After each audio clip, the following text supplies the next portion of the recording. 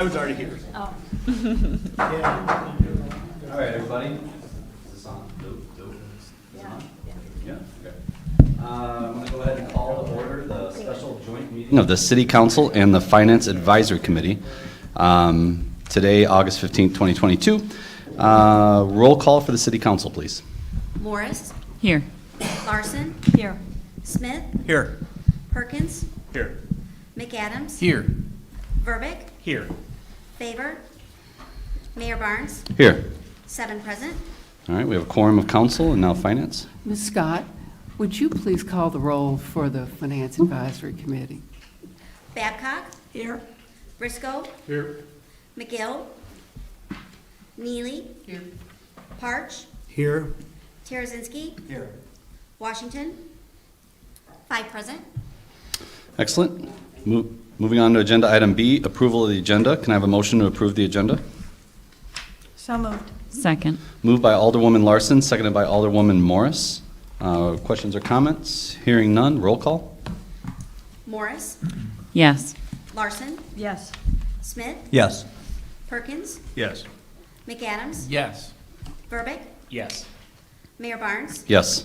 7 aye. All right, the agenda has been approved. Moving on to number C, public participation. I didn't see any. Did I, Recording Secretary Scott? No, sir, none. Okay, hearing none. No public participation. Moving on to agenda item D, considerations. Number 1, consideration of key assumptions for the fiscal year 2023 city budget. Can I have a motion to bring it to the floor? So moved. Moved by Alderman Verbic, seconded by Alderwoman Morris. City Manager.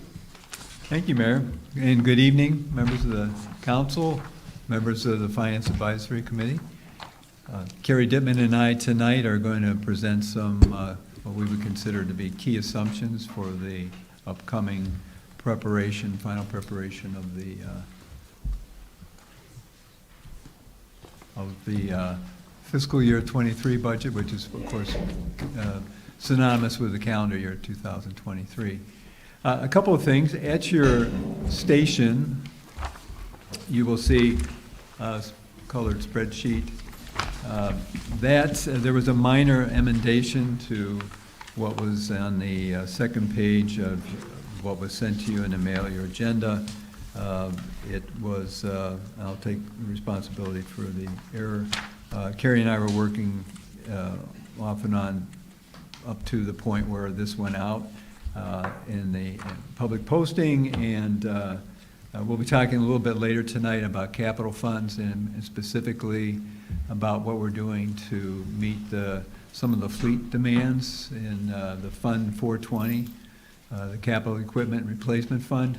And we will talk a little bit about how some future cannabis revenues may fit into that process. And originally I had shown that coming into the general fund, and I corrected the 420 fund, but I guess when I went back I missed it in the general fund. So this is a truer copy of what we're going to be talking about tonight. So Carrie and I are going to divide the labor tonight. I'm very happy to have her sitting along with me and helping with the presentation. Carrie's going to walk you through the general fund revenues and expenditures, including debt service up to the point of new initiatives for FY23, particularly in the personnel area. I'll take that, and then I'll take you through the capital funds that we'll be talking about tonight. Obviously not all of them, but we'll talk about some of the key ones we've been talking about over the last couple of years. So without any further ado, Carrie Dittman. Thank you, Bill, and welcome everyone. Good evening. The first thing I'd like to just talk about is the general fund summary. So as Bill mentioned, there's a table that you received, a revised table, which is our very, very preliminary snapshot of the general fund at this point. You can see the table is divided into 3 sections: our FY21 actual audited numbers, the 2022 amended budget and 2022 projected actual, and then the 2023 proposed budget. Due to the unexpectedly good year the city experienced in 2021, which was in part due to some unanticipated grant revenue, the general fund ended with a surplus of $7.6 million versus the $2.8 million that had been budgeted, which then has kind of reset those beginning fund balance numbers for 22 at a very much higher level. Again, 22 and 23 are draft form. This is a very preliminary stage. So what we have done at this point in the process is analyze the revenues to date line by line. So looking at each revenue account within the general fund, making analysis first based on what we've received to date, trends, and projections based on that. And then on the expenditure side, we've just kind of made some assumptions about future escalations. I want to call attention to a few presentation changes that are in this table. So you can see in the green shaded, previously there were budgeted transfers in from the ARPA fund or the American Rescue Plan Act fund and from the SAFER fund. And those have just been recategorized up into the intergovernmental section where grant revenues need to be reported for accounting standards. Those are shaded in green. And then on, also in the expenditure side, there's a line item called library transfer out. It was about $490,000. That has been moved up to debt service. So no change in the actual amounts, it's just a presentation change. In formulating the 2023 expenditures at this stage, what we've done, since it's so early and departments are all working diligently to analyze their line item detail, is we've applied a 2.5% escalation from our 2022 amended budget. So just taking that amount, adding a 2.5% increase across the board, with the exception of our police and fire pension costs that are known at this point. Those have been factored in. And additionally, some personnel changes that will be discussed a little bit later in the presentation. That's denoted with that kind of orange shaded $35 million, includes additional personnel. When putting all these numbers to paper, what we end up with in our hypothetical December 31st, 2023 fund balance of about $24,250,069, which would constitute a 57% reserve of expenditures versus the city's policy of 25%. Again, as we discussed, each revenue line item within the general fund has been analyzed and projections have been incorporated into the data we have thus far. However, it is only 50% of the year basically has transpired at the time all these numbers were put together. We'll just continue to analyze and update projections as actual receipts continue to come in. So the general fund's proposed 2023 revenues and transfers in is currently at $44.1 million. And then the following table on the next page describes the major revenue sources of the general fund, which comprise roughly 30 million, or about 68% of the total. So most of the heavy hitters are here on this table. The first item to call your attention to is property taxes, which are levied for police and fire pensions, and collectively comprise roughly 16% of the total general fund revenue sources. In preparing this information, both the police and fire pension property tax levies are predicated on a 4.95% levy increase, which would be the same percentage increase as what occurred last year in 2022. A higher EAV, which we have not yet been able to determine because we don't have solid data from the assessor's office, is likely, though, going to outpace the small levy increase, and it's going to further contribute to decreased property taxes paid by the city's residents and businesses. And as we get closer to the assessment time and in our October budget presentation, we'll be better equipped to provide a more an in-depth analysis on what a potential levy would yield for a tax rate. Currently, the property taxes that are levied by the city are restricted only for police and fire pension, no other city expenditures. And in addition, at this level of property taxes, there's an annual shortfall of revenue compared to what is expended for police and fire pension contributions. And that's based on an actuarial determined contribution. It's done every year, an independent study by the city's actuary. Each year, the expenditure continues to grow and outpace the revenues. And even levying the proposed roughly $7.18 million for 2023, we're still going to end up with a shortfall in revenue, which would be roughly 1.65 million, or about 18% for this year alone. The current shortfall in 2022 is about 1.28 million. So we'll talk a little bit more about pensions and the differences there a little bit later on. The second item relates to our sales tax, the state sales tax, and the city's home rule sales tax, which together comprise roughly 30% of the total general fund revenues. So in analyzing this revenue source, basically we've estimated based on the last 4 average years, excluding the COVID year since it's kind of an outlier, and then applying a 3% increase to that average. It's somewhat further complicated by the fact that we received the sales tax data from the state of Illinois in a 3-month delay. So through July, we've actually only gotten collections from January through April, which has been reported to us through July. So we're even that much further behind in trying to project into the future. We also analyzed the effect of known major business closures and the top sales tax payers, and determined that those are not going to have a significant impact on the revenues. And then the city manager also has been discussing with new businesses, particularly in the downtown area and some other areas of town, and factored in some small increases based on anticipated sales for those businesses. Go ahead, Tom. Go for a question. So that looks like sales and use taxes are down about 700,000 year over year.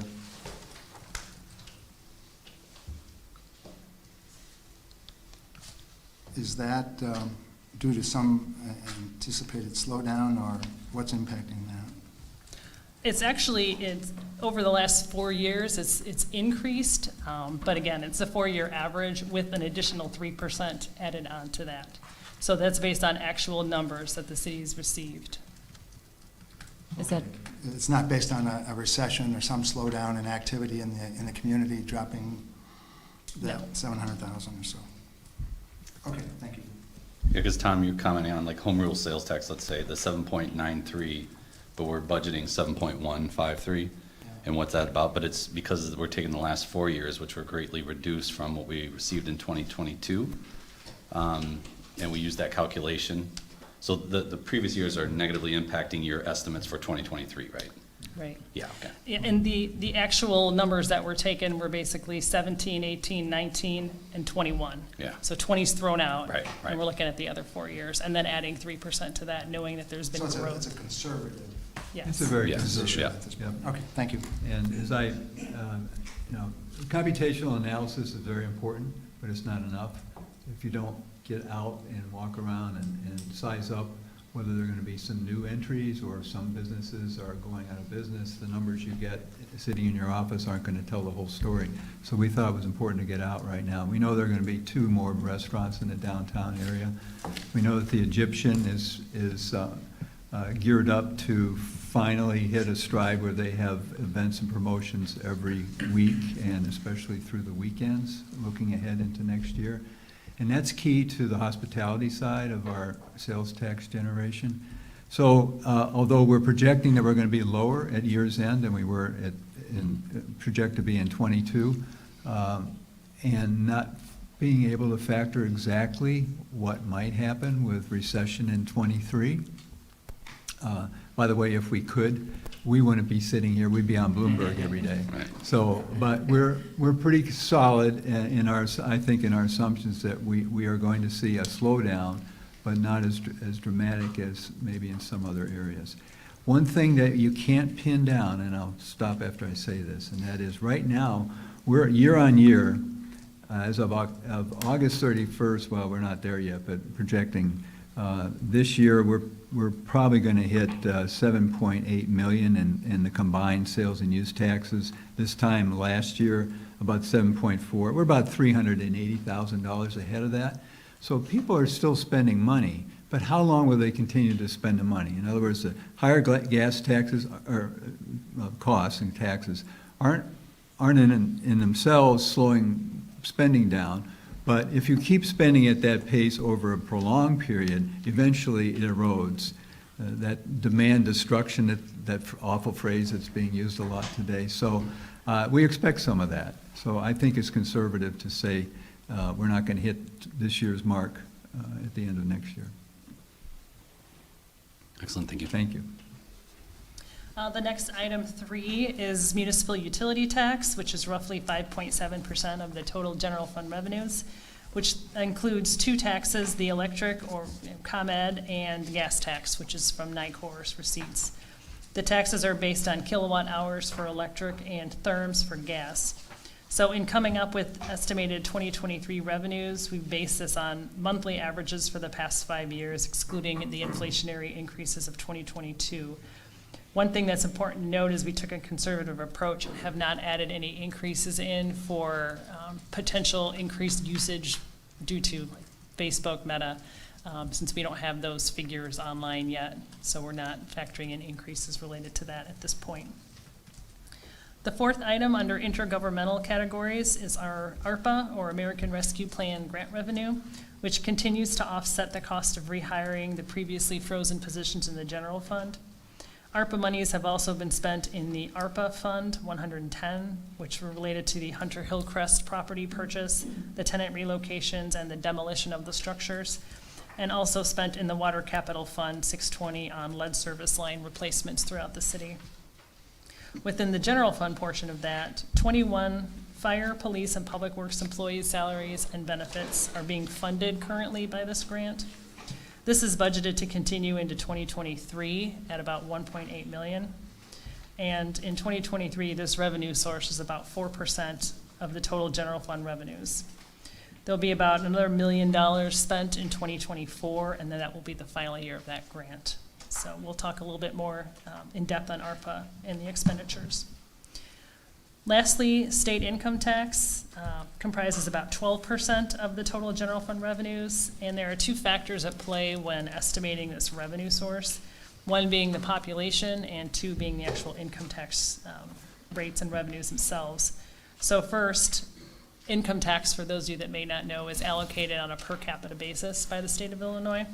So the population that was used in 2021 was about 44,030 people, and that has dropped to 40,290 in 2022, which partially accounts for the drop in the lower 2022 projected amounts and 2023 budget. The second part of this revenue is the Illinois Municipal League, or IML, analyzes income tax revenues and economic trends, and they put out estimates every year, actually a few times during the year, for this source of revenue. Currently, their per capita estimate is about $139 a person, and that was used to formulate 2022 projected amounts. Their current data has suggested that there will be flat growth in individual incomes and actually decreases in corporate revenues in 2023. So as such, a conservative estimate for the totality of both individual and corporate tax was used for 2023. So switching gears now to talk about general fund expenditure assumptions, beginning with a brief update on the American Rescue Plan Act. So if you recall, when the grant was awarded back in March 2021, the city was awarded a $10.4 million one-time grant from the federal government during the COVID-19 pandemic. During the year 2021, about just over $3 million of ARPA funds were spent on various projects. It's been spent between 3 different funds where the qualifying expenditures were incurred. Within the general fund side, roughly $1.5 million was spent on the rehiring of those 21 public safety personnel that I mentioned. And you can see that in the general fund table here under the 2021 ARPA grant revenue. An additional $1.1 million was spent with the purchase of the Hunter Hillcrest property and building improvements and tenant relocation. Another $50,000, was done for relocation assistance of the tenants, and about another $291,000 was given to the DeKalb Park District and the Kishwaukee Water Reclamation District to assist with their revenue loss. Then moving to 2022, we're looking at spending at least $3.2 million, but probably it's going to be closer to 3.4 of grant funds this year. There was $1.8 million budgeted in the general fund for those continuing public safety expenses, salary expenses, but it's going to be more like a little over $2.05 million with actual salary and benefits. Additionally, $1 million for lead service line replacement in the water cap fund, and another $405,000 in change for continuing Hunter Hillcrest relocation and building demolition, probably with some residual costs going into August for restoration work. Then moving to 2023, as I mentioned, another $1.8 million of grant funds, again, is expected to be spent and offsetting in the revenues in the general fund for those personnel. The $1 million of lead service line, if not all spent in 2022, will carry into 2023. And then what will be left in 2024 is about $2.1 million, which can go towards salary of those public safety rehires and any other potential projects that the city may want to allocate that towards. So the result of all of this is after fiscal year 2024 is done, the full cost of those rehired employees is going to be felt by the general fund, which right now it's averaging over $2 million annually. And since those employees they're tied to union contracts and things, they'll see increases in their wages as tied to those contracts.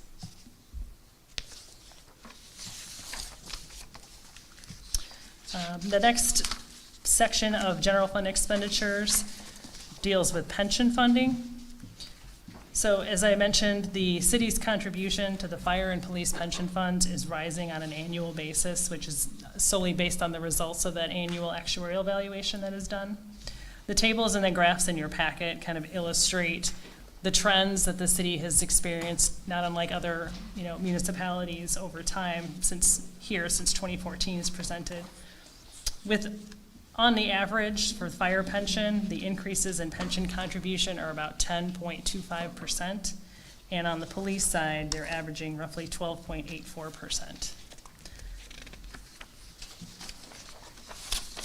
According to our most recent actuarial valuation, the city's contribution to both of those plans next year is going to be $8.8 million.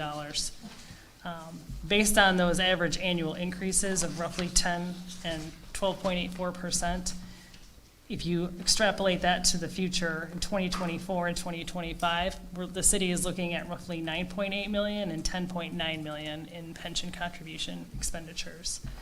And these figures do not include the effect of, such as the recent hiring campaign that the fire department had with adding on those additional 9 firefighters, as most of them came on board in 2022. So when the valuation was done at 12/31/21, they were not included in those future numbers. So those new employees will be picked up in the next valuation. Those are something to consider, that generally speaking, any increases to personnel and to salaries are going to increase your pension contributions. Historically, the contributions to the pension funds have been partially funded by city property taxes, but for the last several years, even though all the property tax revenues collected have been devoted to that, it's still falling short of what the total required contributions are. You can see in the table from the actuary's contribution amount and what the city's actually levied, that each year there's a pretty significant shortfall in that amount. Page 7 of your packet. Thank you. And what's happening is generally each year that shortfall is growing. So that's, Maybe can I interrupt you just a minute? Oh, yeah. Maybe we should explain to some of the newer members. So that the pension compromise of 2011 that was reached in the state legislature established a closed amortization period. So as you can also find in your copy of your city budget on page 7, there's a little bit of an explanation. So what that meant was, in Illinois, that all pension funds had to be funded 90% on the date of 2040. It was a date that didn't necessarily have an actuarial meaning, but it did have a meaning in terms of politics. So the closer, if you started at 50% funding, which would have been above average for many of the communities in the state, and that's where we were, and you get closer to the wall, the ramp goes up, hence the picture you see in your background is happening both for the fire and the police pension funds. And so we're looking to find support in the legislature working with firefighters, also working with the Municipal League. Both bodies are very significant in terms of their influence in the legislature, and we are hoping to see more pension action in the next months. We have a veto session that comes up this fall. Usually major changes don't happen in a veto session, but once the election's over, maybe they will. And if not, then it'll probably be the spring session where we'll see something. We're going to continue to lobby. I've been asked by the AFFI conference in October to present DeKalb's case as a case study in the ramps, how a city that's experiencing some terrific economic growth and being, I think, pretty prudent in its budgeting, finds itself in a position that we do in terms of the property tax. So we'll talk a little bit more about that tonight. Thank you. Thanks. So again, just one key takeaway here is the pension contribution is fixed. There's no wiggle room, it is what it is, and the city has, whatever level of property taxes the city chooses to levy, whatever the shortfall is then made up by other general fund sources, essentially sales taxes or utility taxes or other things to that effect. So that's just one key item to just watch over time to make sure that the city is following its policies as far as funding the pensions and living up to what the residents and businesses expect from the city as far as taxes goes. The next item that is, again, on the expenditure side is the city's debt service. So again, another fixed cost. We currently have 5 bond issues outstanding of the city's debt, with one additional issue for the library. That's the 2013A debt. And as you may recall, earlier this summer, the city staff reviewed our debt portfolio with consultants from Baird Finance, and in trying to determine if there were any opportunities to refund bonds and achieve a cost savings to the city, with the determination that there was only one bond issue that we could actually do that with, that was callable and that would make sense, and those were the 2013A library bonds. So the city council had approved the refunding of those bonds, which we'll complete that later on in the fall when we actually issue that. We've locked in with a private placement a forward rate lock agreement, so we know what the rate is going to be, and we're basically guaranteed that rate at this point. What that's ultimately going to do is save about $152,000 or so over the life of those bonds. Another item to note is no property taxes are actually extended to pay for any of the city's bonds. Even though the bond ordinances themselves have a tax levy embedded in it, the levies are abated annually, so the city pays that debt through other general fund sources. And the table in your packet on the bottom of page 7 illustrates the future commitment of the general fund towards paying those fixed bond payments. As you can see, the city's going to pay roughly $2.3 million annually for the next 5 years for those current bonds. Then one of the bond issues will drop off, and the payment drops to about $1.9 million for the next 3 years. And then 2 more bond issues drop off, so the city ended up paying about $500,000 for the final 3 years, from 2031 to 2033. And at that time, the debt service payments for bonds will cease, assuming that the city does not issue any more bonded debt. When does the shared sales tax revenue with the county expire? I'm sorry, could you say it again? The shared sales tax revenue with the county from the county home deal? When- 2040? It's not that long. It was extended by the council in 2019 for another 20 years. Okay, we can move on.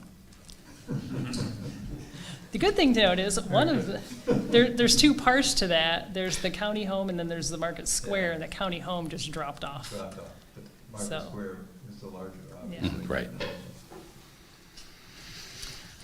So the general fund basically makes transfers annually to the debt service fund, and that's what pays these bond payments.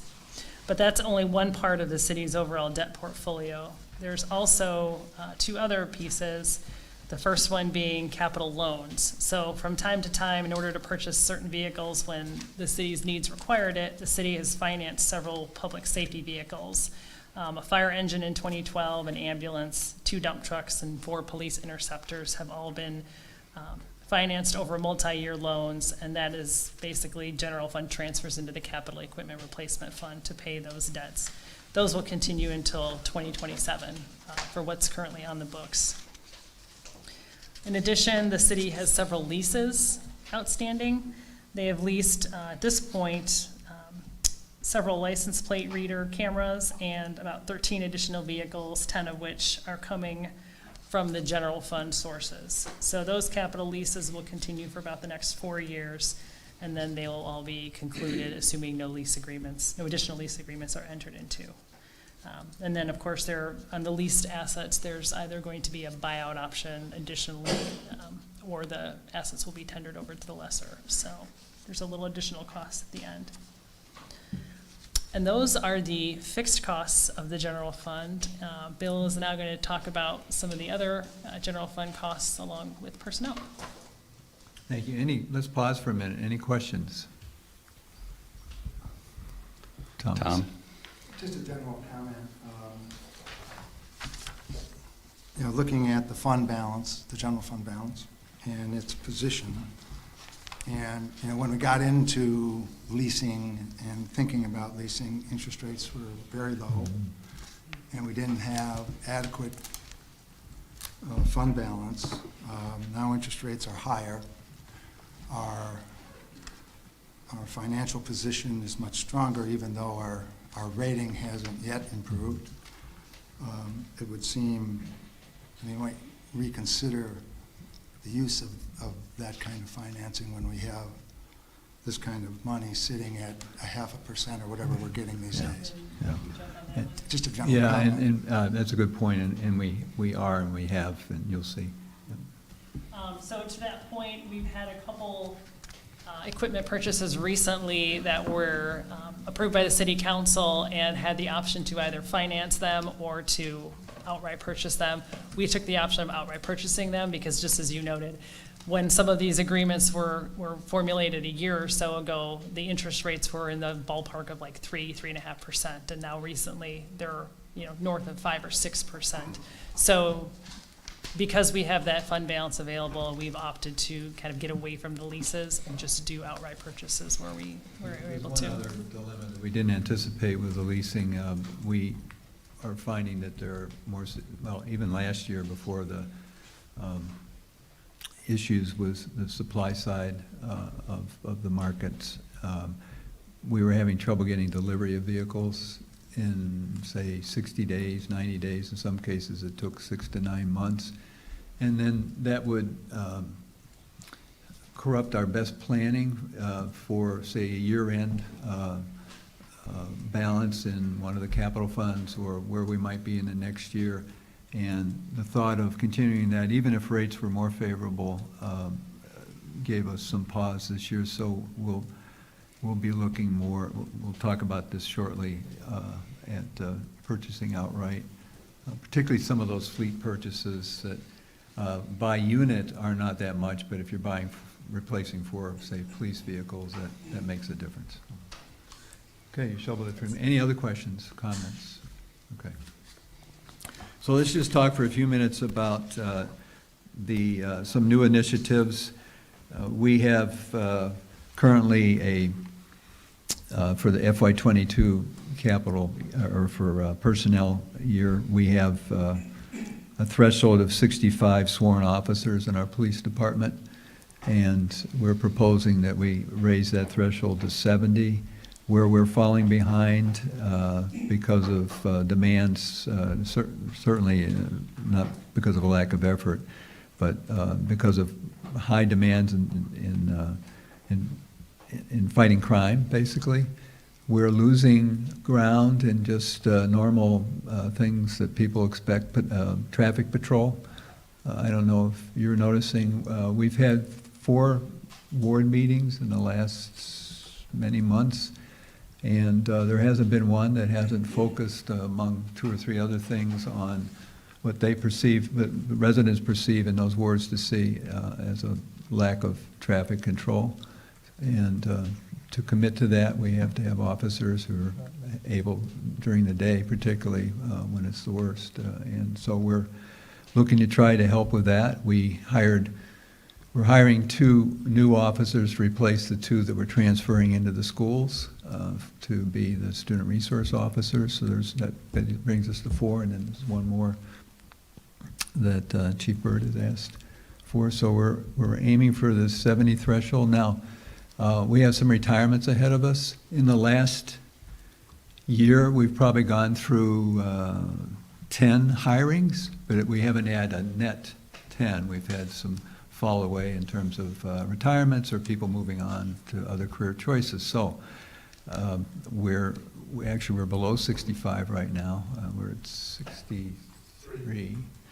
By the end of this year, we should have 2 more through the academy process, and then they're into field training, and that gets us to 65. It'll take most of next year to get to 70. There may be some slight savings there if we're not at peak 70 starting the year, and I don't think we will be, but that's a priority for the organization in '23, and I support that. With new officers and higher activity every year, and the police reports show that, we need some new telecommunicators. That would bring our total to 16. 2 telecommunicators are required in the dispatch room at all times for obvious reasons. If that one who is in there alone gets sick, is overwhelmed by a particular call, and we have those from time to time, then we are putting at jeopardy not only the officers but also the community. So we're going to stick to that national standard, and to do that, we're going to have to hire some more. We talked about it a little bit last year, we didn't do it, and so we're proposing to do it this year. And finally, we last year with the SAFER grant, we're very pleased to be able to bring our firefighter total to the place where we could arrive at fires with sufficient, and for the first assault, the first attack, sufficient firefighter paramedics on the engine to do that, and also have paramedics there to help with people, firemen or residents who may have been hurt in the process. So that was all very good, but it wasn't a even number so far as the 3 shifts. We're 1 down on one of the shifts. That does create the possibility of an overtime requirement because we have a minimum shift level in order to staff our 3 stations, and so we're asking for that 1 new firefighter hire. So that's something that we'll bring back to the council, the police officers, the telecommunicators, and the 1 paramedic. Also, finally, 1 new public works maintenance worker. So when I arrived in 2019, there hadn't been any attendance to the staffing in the Public Works Department for almost 10 years. We've limped along. We have some superior leadership over there, and also we have a very hard-working set of crews in the Public Works maintenance area. So we're asking for 1 person who would be funded 40% out of the water fund, 60% out of the general fund. That gives us the capacity to fill all the assigned snow plows that we have to cover the streets, which I think would be, you may not appreciate it now, you may appreciate it in December. And we've had a little bit of turnover, not a lot, so we're basically filling some slots that were created many years ago. So that's it for personnel. Questions? Okay. Questions about the general fund in general before we move into the capital funds?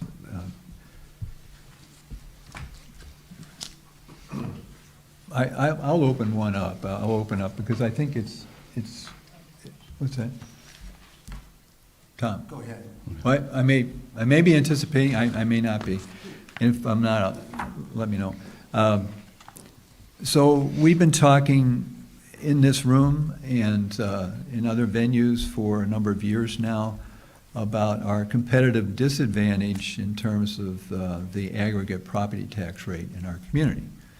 And when we talked in March about our proposed financial plan, and I don't know if you have that with you tonight, But we focused on that for a part of the conversation, and we were hoping that the city organization would, before the levy season begins, which is coming pretty quick here, late September, early October, make it a point of getting into contact with our counterparts and other local taxing bodies to talk about what their plans are, particularly as the EAV of our community grows. The community wealth is growing, even though it's not all here, and we have to be patient. It's unfolding, though. Last year was the first year that we got a taste of that development bounce from Ferrara primarily. This year, we should be able to realize the full cost, or at least the 90% of the cost of the new Amazon distribution center. The one thing that is still in doubt is where we'll be with the Facebook assessment. That's something that the Afton Township assessor is working on, and you can trust that we are anxiously awaiting the results of that assessment. It looks like now the first H of the Facebook data center, which has a center two-story, mostly glass exterior office setup, will not be fully assessed. Probably one of the two long data halls and the middle building will be. There may be a change in that, but right now our best guidance is that by the middle of November, and by the way, on November 1st is when the assessment, the books are usually closed on the property assessment. So I think we'll be close enough where we could count all of the first building in the middle connecting point, as well as some smaller buildings such as the guard house as you drive into the area, which you can see now, by the way, if you've been down there recently and drive through the roundabout, you can see this new guard shack, I guess it's called. And last year we got credit for the PEMB building, which is about a 10,000 square foot building where there have been a number of events in the last year. The other question that is not answered as yet is the value of the 505 acres that have been zoned industrial for going on 3 years now. The half of that, the 250 acres that are east of Kriegel Road, under the buildings that are being built and some completed, arguably should be assessed not at the ag level, but at an industrial level.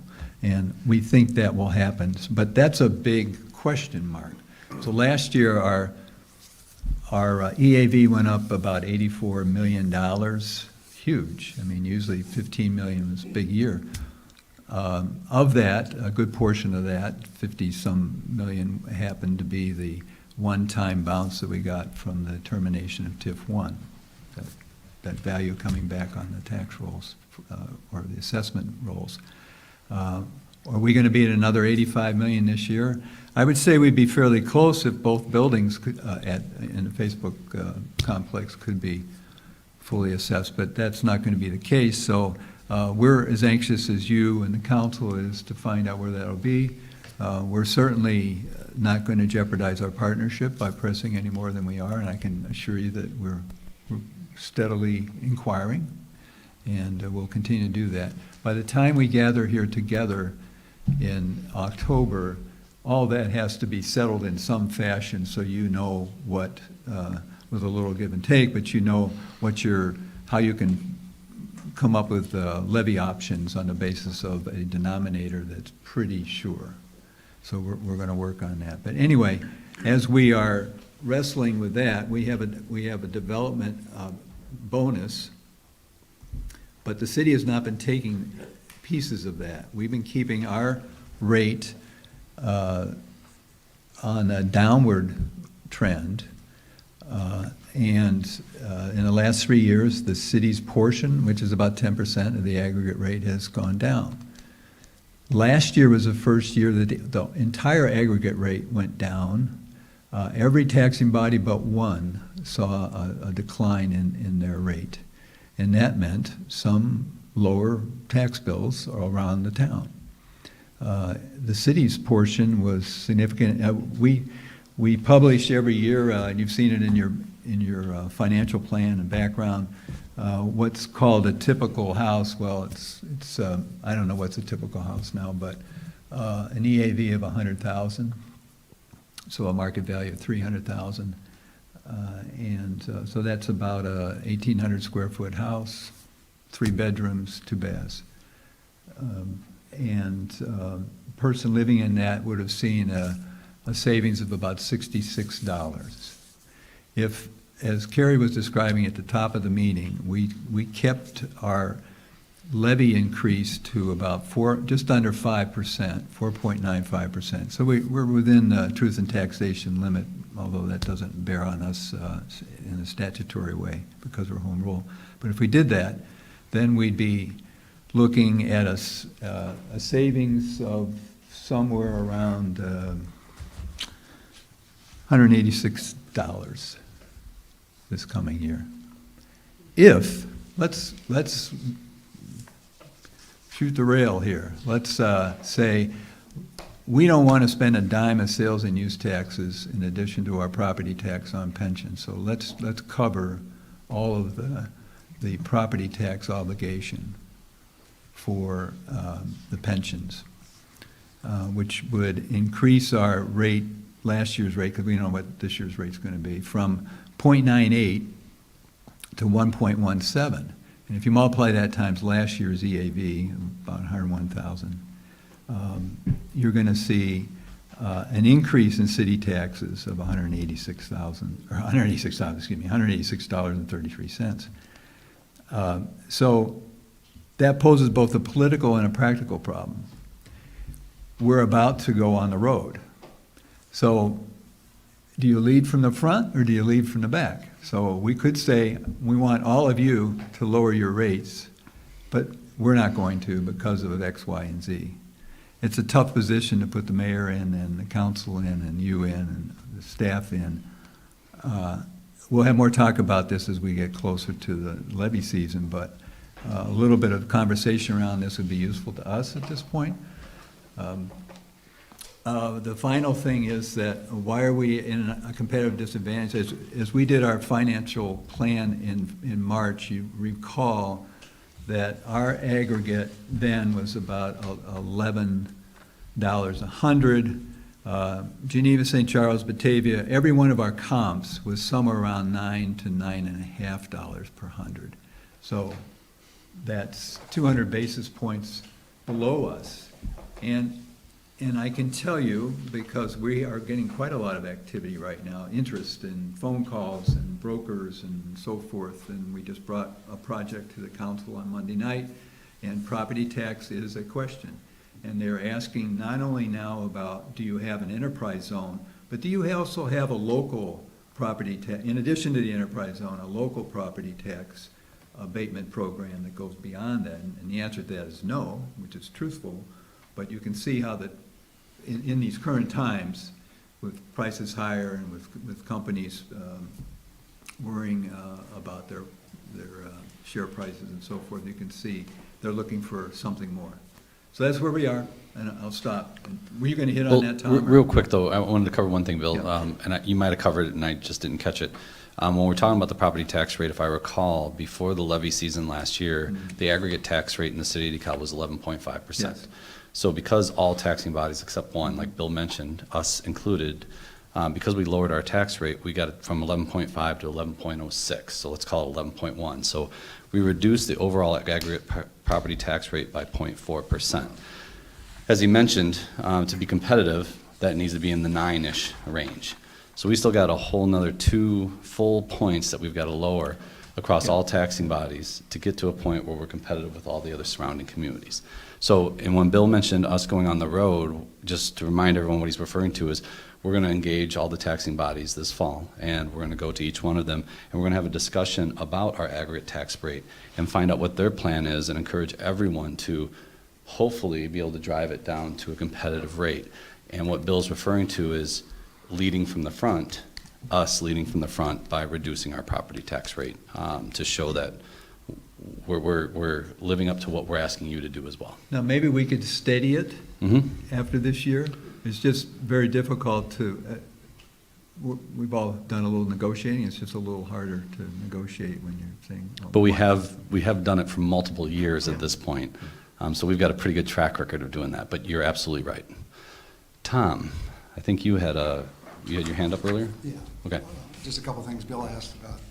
Any questions in general on the general fund and what we're looking at? If I look at the 23 budget column and look at the net surplus of 1.3 million, roughly, which is a decent surplus, the ARPA grant and the SAFER grant, I think you mentioned that the ARPA grant goes away after 24. That's $1.8 million. SAFER, I'm not sure exactly what the timeline is on that, if we can count that ever going forward, or if there's No, there's an end. that will be spent, yeah. Okay, so if we just looked at that, just conceptually, that's 2.7 million in revenue against the 1.2, 1.3 million surplus.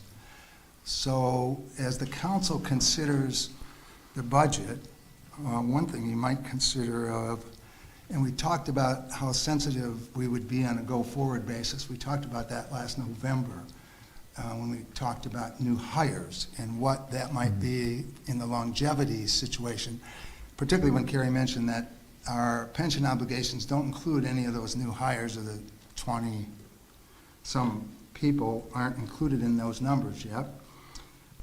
We'd be running at a budget deficit, right, of If not for the SAFER and the million- ARPA, yep. $1.5 million.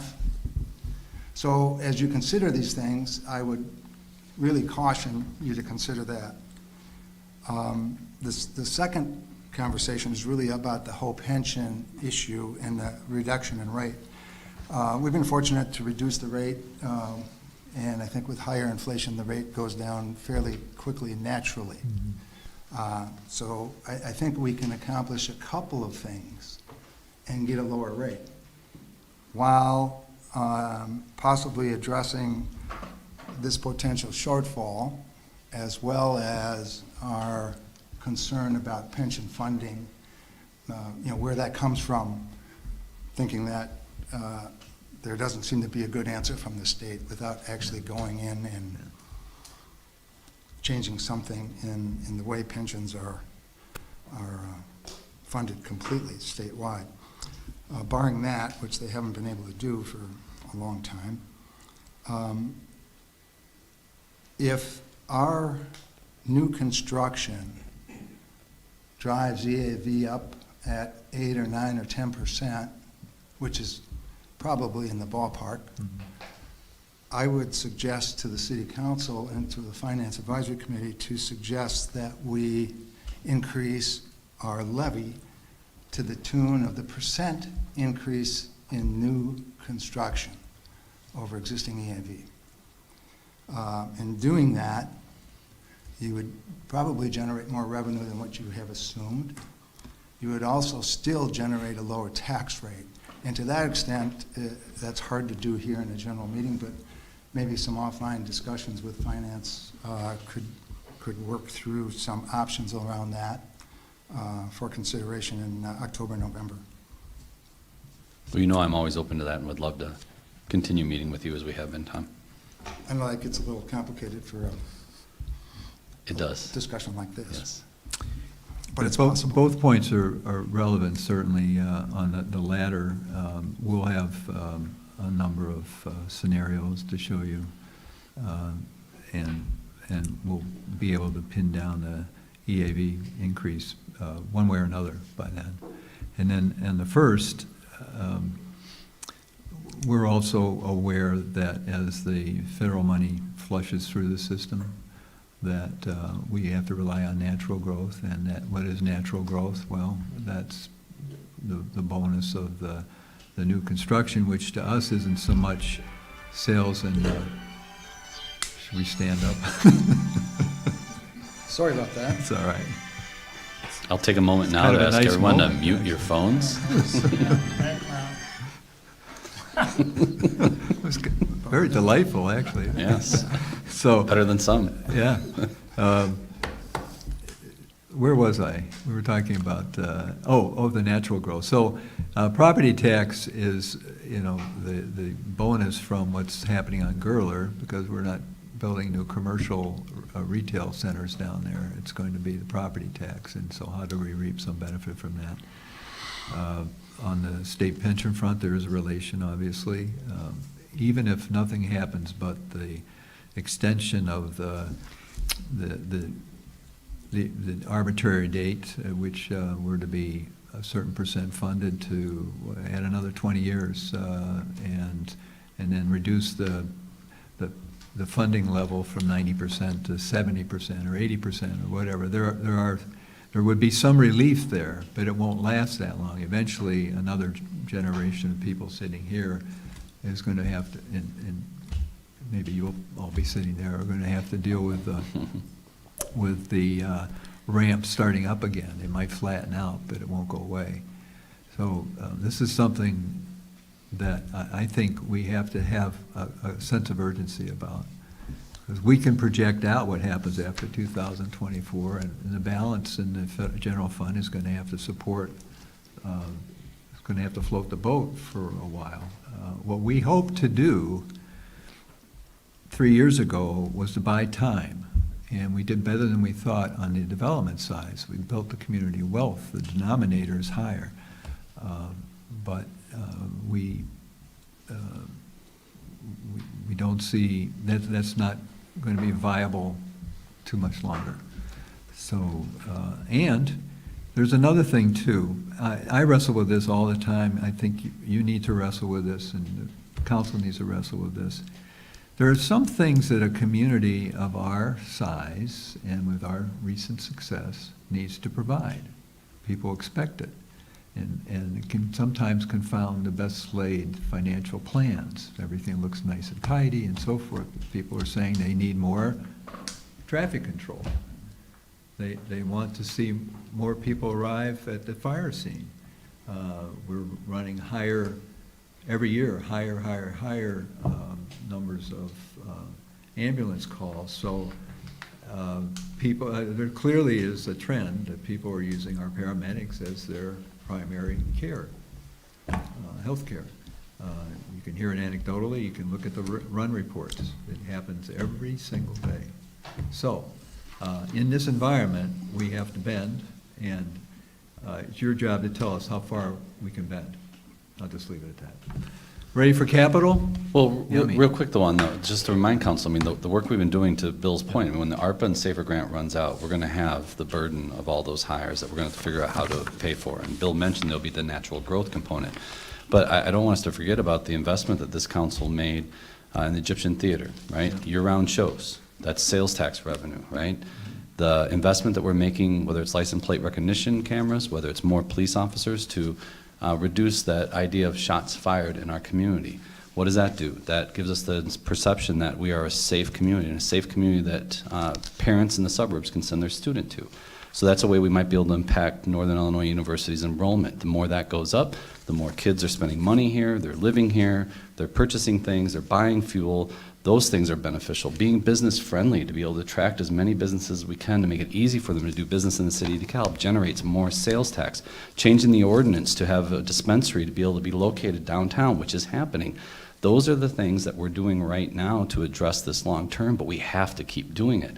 We have to figure out ways to generate more sales tax, to get more people to come here, buy fuel for motor fuel tax, hotel, motel taxes, all those things. So we need people, we need cool and fun things to do, and we need to be able to attract more and more to be able to live here and consume, to be able to generate the sales tax revenue to help offset some of this.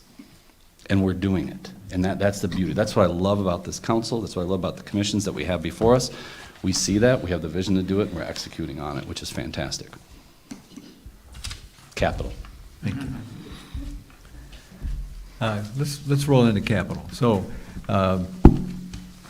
we'll begin with just the general presumptions that were part of our discussion in March and then also last year on 2 different occasions, what capital funds should do and what they shouldn't do.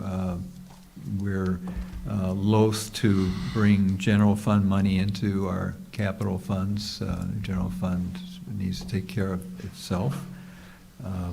We always want a balanced budget in our capital funds.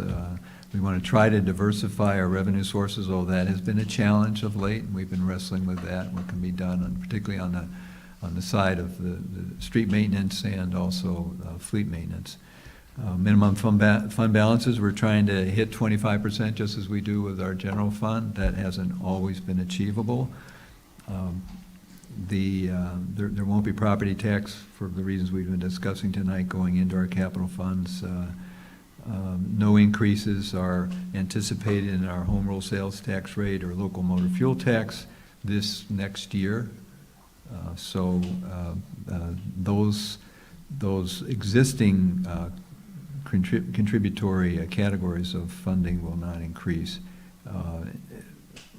dramatically by rate. We're not looking to do a general obligation bond. That would be foolhardy. We don't have the property tax to pay for that, and that's really the gold standard when it comes to bond buyers. There's still an Infrastructure Investment and Jobs Act out there. Whether we thought we had a share of that. It's been rather quiet. We'll see if we can get some part of that. Our hope was to be able to get somewhere around $500,000 in FY23. We're going to keep looking at that. And then the cannabis sales, we've been talking about that. Currently, there's a contract to purchase a building in the Locust Street area, in downtown, and we feel that will probably go to a sale and a development of a building that will be up and running by January 1st. So we should be able to see somewhere around $200,000 worth of that 3% tax. Also, one final thing. So people are saying, when is my street going to come up on the list? And fair question. I think everybody's saying that, except for the last one done, right? So what do? We have scientifically, there's something called a pavement condition index, which is determined by engineers doing studies of our streets, and that's a pretty expensive thing. We've got a lot of street miles. And so we partner with the DSATs, the local DeKalb Sycamore Area yeah, but Transportation. Metropolitan Planning Authority that is set up to disperse federal funds for capital purposes in cities like ours, which are the largest cities in a particular county across the country. So this is something we are hoping to see yet this year, or at least no later than sometime next year, early next year. So then we can rank order things, so you all can say, well, it looks like we're going to get it. Won't be this year, but maybe next year. Always those allow for some gray. Some streets blow up when you least expect it, and sometimes you have to get them, particularly if they're on major emergency routes. The first fund I want to talk about very briefly is the motor fuel tax fund. This receives per capita Illinois motor fuel tax revenues. We also have a local motor fuel tax, which we'll get to shortly. And the money goes into this fund as really the principal source of revenue. What we've shown in this brief background is that the funding can be used in addition to street maintenance. It can also be used for things like the replacement of bridges, which we intend to do in FY23. The bridge over from Lucinda Avenue over the Kishwaukee River, and at the same time, the North First Street Bridge over the Kishwaukee River, and both are done with monies that we've been stockpiling in the motor fuel tax fund for the last 3 years. Some of the engineering's also been spent out of that category of expenditures in the Fund 210, and it'll essentially be gone at the end of 23. We'll get back to a level about $400,000 or $500,000 a year, something like that. There will also be some monies used to defray our electrical costs for street lights, which is possible use, and another is road salt purchases. Both have gone up. We anticipate that on the spending side, We're going to go up from about 300,000 to 350,000 on the electrical charges, and salt purchases have gone from about 250 to 300,000. Got to have it, got to spend it, keep the lights on, keep the roads safe. But we're aiming, we've been alternating years. The Fund 210 has done street maintenance one year, and then Fund 400 the next year. It's this coming year in '23. That's the designated year for street maintenance out of this fund. We're going to spend about $2.2 million in the core spending for street maintenance. So you have to add on top of that a variety of street supplies, commodities, concrete things, and also engineering costs. So we'll get to about $2.5 million, which is what the council had pegged a year ago as our bottom threshold. Each year, thanks to Zach Gill, who's sitting in the back, our engineer, we've been able to squeeze out more than that with some economies that we've been able to achieve, both through bidding and also in how the projects unfold. And I appreciate that. So we're spending a little bit more than that this year, and we're going to spend that much and maybe more next year. Questions? At least that's our plan. Capital Projects Fund. In your background, by the way, you do have a couple of, these are basically throwaway spreadsheets. The budget will look cleaner and nicer, but we wanted to play it out for you and also show you a long history of what we've been spending in these various funds. So now we're moving on. I'll follow the background for tonight's agenda, and then we're going to touch also on the TIF 3 fund. But let's go to the 400 fund, which is our general capital fund. There are a couple of things that I want to draw your attention to, in addition to some of the regular programs. And as you can see, our home rule motor fuel tax is one of the biggest suppliers of funding for this particular fund. We are looking at, as we have as part of our Barb City Manor agreement, another $50,000 to Barb City Manor, and then some money to paint some window trim, exterior window trim on the City Hall, and some other small facility expenses. One other thing, I put this in here. We can, please think about this, and if you want to pull it out later, that's fine. We have something we call an AIP program in our TIF fund, the Architectural Improvement Program. We've had it for years. It provides up to $25,000. Usually the average grants are somewhere around $5,000 to $10,000. It's like a 50-50 program at best. So at a certain, there are 3 different thresholds. If you're doing something to make a place more accessible, that's considered one of the better purposes. So you get 50% reimbursement. If it's deferred maintenance, it's 10%. You need to paint the outside. You should have been doing that. And then somewhere in the middle, 25% is for other things, some electrical repairs, some plumbing repairs that can be inside or out. It's very popular. It's like our facade program downtown plus. It's Facade Plus. It works within TIF 3. But we don't have anything for the rest of the town and in commercial strips. I'm not thinking about residential neighborhoods. We don't have anything for South 4th Street, from Taylor Street South. We don't have anything. Interestingly, the TIF 3 map that was done in 2018 gets to 7th Street, basically covering 2 blocks either side of Lincoln Highway, and then it lurches north, kind of out of the reach of everything from 7th on. So if you're at Sullivan's, or you're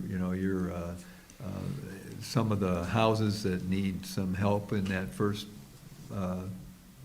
700 block, I guess, of East Lincoln, and the 800 block, you're out of luck. We don't have a general program. So we've never done this, so I threw in $60,000. Every year we spend about $70,000 in the AIP program. I don't foresee this growing into a huge program, but I think if we could do that, we'd incentivize some improvements that otherwise aren't going to be done. So we can come back to that. Finally, or excuse me, it was 70,000. 60,000 is for the Sump Pump program, which has been working. It's kind of on a low bubble, but it's been happening, helping people who have sump pumps that pump the water outside, and all they're doing is recirculating it. They don't have a big yard to pump the water into. They're too far away from a nearby street connection, so they basically have to reabsorb their sump water on a regular basis. So this helps them with some extra costs that otherwise they probably wouldn't incur. Questions? As you can see, we don't have a lot to spend, but we're trying to spend it wisely and spread it as far as we can. Spend a little time here on the 420 fund, the capital equipment replacement fund, and Tom had asked earlier about the leasing. So if you look at this and you look over into the FY22 columns and then the FY23 column, you see we're shifting into the outright purchase of vehicles, and we're doing that this year, and we'll also next year we're carrying forward some debt, which you saw in the chart that Carrie had talked about, trying to keep up with demand, holding our own. I don't think we're gaining on the replacement of our fleet at a good pace, but we're doing our best with the revenues we have coming in here, and we've added the cannabis tax as a direct deposit at the top of the first revenue line in the 420 fund. So we balance the fund with that cannabis tax, basically. Ironic. It's ironic. Ironic. Yes. The 420? The 420. Yeah. Yeah, sorry. Okay, anything on that?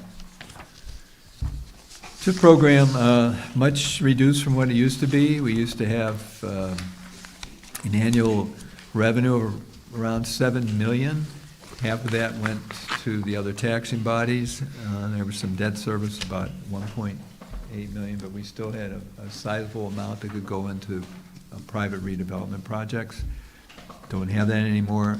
We're making, as you can see, somewhere a little bit north of $500,000, and a much smaller area. The biggest program is the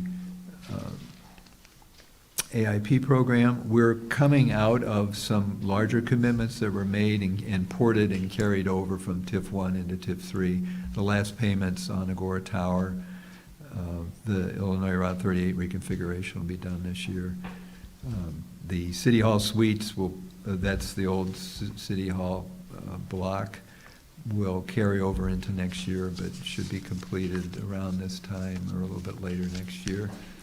So we are making sure that we have money set aside for those prior commitments.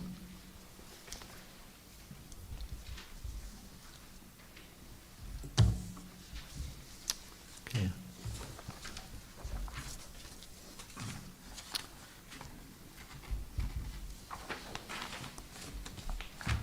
That's what we have for you.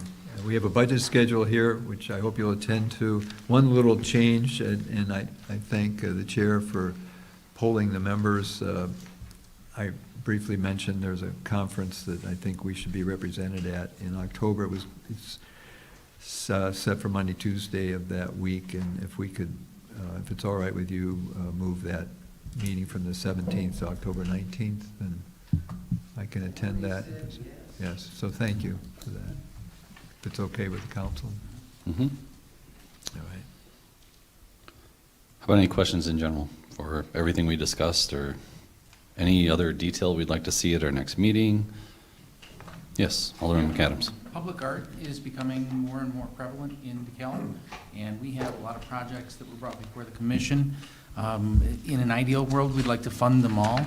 So I'd like to look at increasing our number in the public arts program from 0 to something more than 0. Yes. So, let me take you back to Fund 400. Okay. If you look near the bottom, next to last on the list of expenditures, it says special projects. Yeah. actually, yes. Yeah. 58,000. Okay. That's not all public art, but Sure. that's mostly public art. That's a good number. Yeah, Or- it came to that number. Mike? And perhaps a little policy work on the public art, because we'll want that art to be maintained over the years. So, how do we keep that funding alive to keep it maintained, whether it's the same artists or new artists for those places? Probably be a good idea. We have that public mural policy that was done a couple of years ago, but probably we should refresh everybody's memory, bring that up at some point. Just Alderwoman Larson. I just have a question in the 400 fund. Yes. It shows that we have an expenditure of $50,000 to resurface Locust between 7th and 10th. Yeah. Will that still happen if we vacate that to Nearing? Are we still going to We're going to, resurface? part of the, remember, there's some detail in the last agenda about what they do, what we'll do. We're still negotiating the pieces of that, by the way. But one thing that we took on was the repair of a catch basin and then the outlet pipe. The repair of that would probably be an open dig from about 9th Street to 7th Street, and that's the greater part of that, and we probably ought to just mill it then when we're done and do it, otherwise it'll sag. By the way, on Monday, it was so bad, you remember the gully washer we had a week ago, that even the semis had to pause, they couldn't use the street for about 3 or 4 hours, so.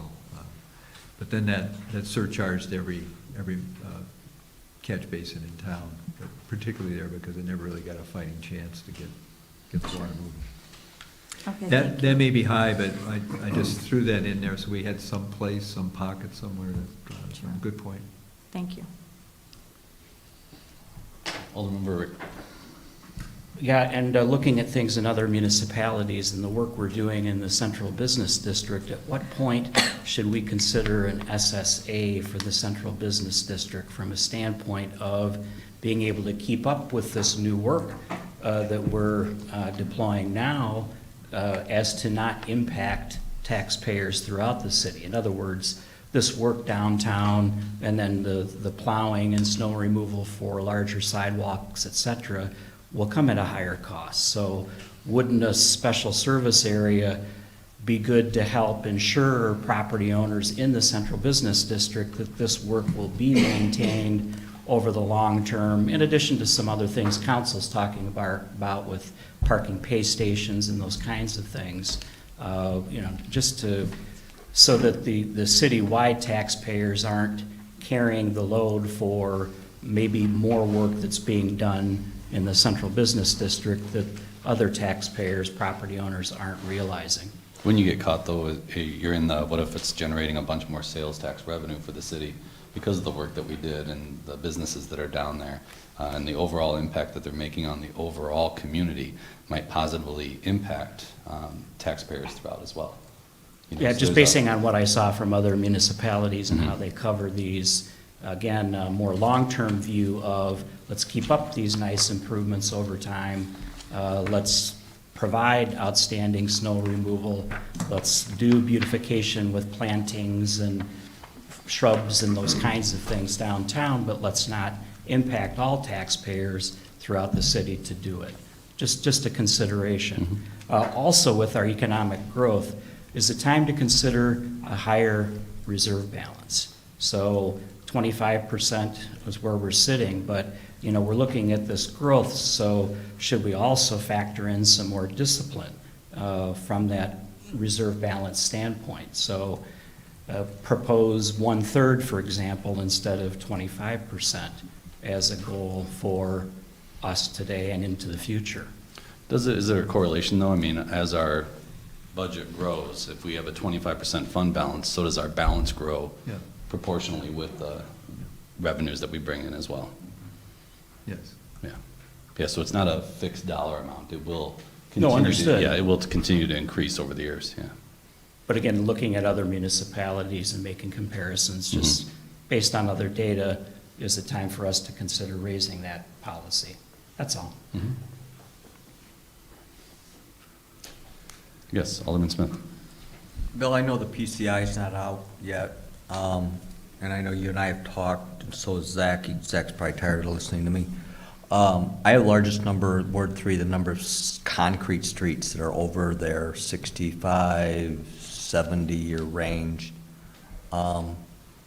I'm hearing that daily. I mean, as we fix some of the major arterials, 7th, 13th, 14th. And I know the concrete streets are more expensive to redo considerably than our other streets. Not to put you guys on the spot, but I got 2 calls today, and generally it's, as Zach knows, as we doing great work like 14th and 13th, I hear, when are you gonna do my street next? I know we're way behind. I know this is something that's probably a bit on your plate. I guess just some ideas. I mean, am I really putting you on the spot tonight? No, I'm looking at Zach. I mean, we can get into the asphalt concrete discussion. What we're seeing, though, at 70 years, we've reached the end of the natural life of the concrete streets. People put in a concrete street and bear the inconvenience of the longer curing period. You know, instead of 2 days, it's 30 days, and but then over many years, enjoy the benefit of it. Now that the benefit is in the rearview mirror, facing that and the additional cost. So you amortize you compare the 2 costs. The replacement of the asphalt every whatever years may not look quite as bad as. So nobody wins that debate. If you make asphalt, you're selling asphalt, and if you make concrete, but. Zach, if you want to address that, if you have a particular, or maybe you'd like to not address it at this point. No, let him. Oops, sorry, Down Zach. laryngitis, huh? I guess it comes down to the result you're looking for. The concrete streets, some of them are still the original concrete surface, right? Like we've seen. Other ones maybe not known unless you're more in the field, but have an asphalt overlay on it. So then it comes down to what do we want to do as a community? Do we want to go berserk? You got to go in there and rip that concrete out and then either replace it with new base and convert it to an asphalt surface street or re-pour the concrete. Or the other option is, do you just keep riding that worn out horse, mill off and put more asphalt on top of the concrete that's continuing to deteriorate underneath? At some point you're going to pay the piper, but I guess that's for council to decide in the short term. I think it gets to your point. What's the condition? And you do borings and you see what the bed is like underneath. And if it's fairly stable, then you can do what the city engineer was saying. You can put a couple inches in. That does affect the relationship to the curbing on the side. You kind of eviscerate the curb benefit, and then you get more water in the parkway. But, I mean, I agree. I mean, I've learned some new words from Zach. Rubbleization. Yeah, long story. You don't know either, right? So we won't get into that one. But I think what people are asking is, they've been very patient, and I think they're respectful of what council's doing across town. But they're like, when am I next on this list? If we had a list that says I'm 3 years out, 4 years out. Isn't that the DSAT study? That's what we're hoping to see. Yeah. So I just kind of throwing that back. Well, actually, it'll give you the index, right? And then it's up to us to define what our annual budget is. Right. Because some budgets will race faster through when it's only 60 versus whatever. Right. So that's our challenge. It's not going away. But that should remove the subjective nature to this, and we're going to actually have objective data that will allow us to prioritize which streets, and at least be able to maybe tell people, you're on that 5 to 6 year plan, or you're on the 10, or nope, next year. Yeah, the most recent was 2016, which is pretty old for a study. You're talking about a third of the way through an actual street's life cycle is the last time we studied them. So yeah, that'll be helpful. The other thing I like to do first thing is to create the city average, right? So that when people call, you can let them know. I think right now we're at 72.3. So if someone is on one that's a 68, hey, I'm on the, other half. If they're on a 78, I say, I do a cartwheel, you're like, above the average. So yeah, that'll be helpful as well. Correct. And one other thing I'll bring up is I'm glad to see our increasing law enforcement. I think my ward meeting's coming up, but I think everybody around me all agree that traffic seems to be, and we're not the only ones in the country, this seems to be the norm No, across that's the true. nation that, That's true. you know, needs, I think we all agree it needs some serious enforcement, and I think, you know, that's a good plus for us across the board, so. But somebody asked in, I think it was the Fifth Ward meeting, well, why don't you just park some empty vehicles out there? And that should have some effect. And I said, if you look at the vehicles we're not using, you park them out there, nobody's gonna think that thing runs, let alone there's a cop in it. I saw one today. It doesn't work. why it's not ticketed? Thank you, Bill. Didn't ISP though, Chief? I swear there were mannequins in some of those things at some point. You know, the Illinois State Police, we tried that for a while. Mhm. And then it does lose its effect. Yeah. Yeah. Once they realize it's not a man body in there, believe me, before you know it, they got free wheels and free hubcaps. Yeah, So, okay. They'll be left on block, so I would not do that. But while I'm up here, I will say that the key for any law enforcement agency is to have discretionary bodies, a discretionary team that they can throw and put out fires. So that's where we're missing right now, is that discretionary team for traffic control. So, and it doesn't have to be real robust, not for our city, but I've, in the past, when I was with the Illinois State Police, I did have a discretionary team to put out fires. They didn't handle calls of service, so they were always available, and if you had a problem, you see that in Chicago with the attack units, that's basically all they do is put out fires, and they move them from point A to point B to point C. So whenever we get to that point, when we have a staffing level that's appropriate, we can actually do that, and it'll be impactful, along with the license plate readers, which have been extremely impactful. So. Excellent. And I support the chief's ambition here, but police are not going to be putting out fires, just so the deputy chiefs know. So- I think we knew what he meant. Not literally, figuratively. Yes. Figuratively, yeah. Clarification. Yeah. Alderwoman Morris, did you have a question? I'm No? good. Okay. Okay. Oh, yes. I was just going to say that, in response to some of what I've heard tonight, just that I do want to see us continue to work toward lowering property taxes for individuals. And I think that needs to be prioritized, number one, because as Bill said, we are at a competitive disadvantage with our surrounding communities. And as we're looking at bringing in all of the workers from these new businesses here, we want them all to live here too. So I think it's really important to focus first and foremost at getting that down. How about finance? Any other comments or questions? Or I've got one. Alderman Perkins, go ahead. So back on, at the top of page 4, we're dealing more specifically with Meta. When we see Meta coming online, what do we see for their utility consumption? Is it going to be a gradual ramp up? Yeah. Are they going to turn the light switch on and the meter starts spinning like crazy, or? Yes. But it is a multi-year ramp. It's multi-year, so it's about a 50-50 split. But you recall when we were negotiating that, we actually had to throw out our rating schedule because there was no, in any of the Illinois communities, a rating schedule that would capture the megawatts that they're going to be using. So right now, because they don't have, they're just starting to get the first building up and running. We'll know before the end of this year about what the average is per data hall, and then we can start anticipating. But as Carrie said, we're just in that another 2 months here where we just don't know. There's certainly a lot of energy being used down there, and we can read that, but it's not the operating energy, which is enormous.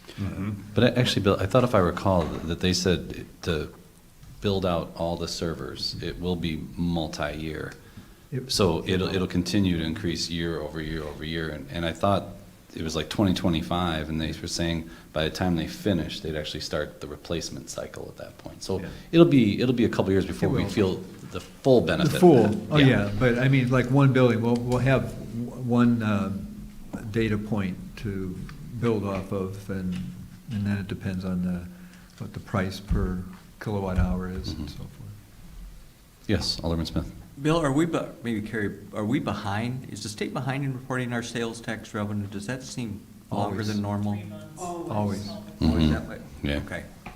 I thought it was 3 months. Yeah. For some reason, I thought it was Yeah. short, but. So that, this is people as before, it's the Easter selling, So that doesn't tell you a lot. So that's why we did a 4-year average to look and to see, and I think we're still in a conservative position. Any other questions, council? Comments? All right, hearing none. Any other further comments, Carrie or Bill, or? No, Okay. thank you for your indulgence. All right, then- Yes. Then we'll move on to adjournment. I believe you have to adjourn first. Is there a motion to adjourn? All those in favor, please say aye. Those opposed, please say no. Thank Oh, you. All right. Lynn, you need What? a motion and a second. Oh, I'm so sorry. Is there a second to that motion? I'll second. Thank you. Now, you're okay now? You can take those votes. Thank you. All right, council, I take a motion to adjourn. So moved. Second. Moved by Alderwoman Morris, seconded by Alderman Perkins. All in favor, say aye. Aye. Nay, same sign. We are adjourned.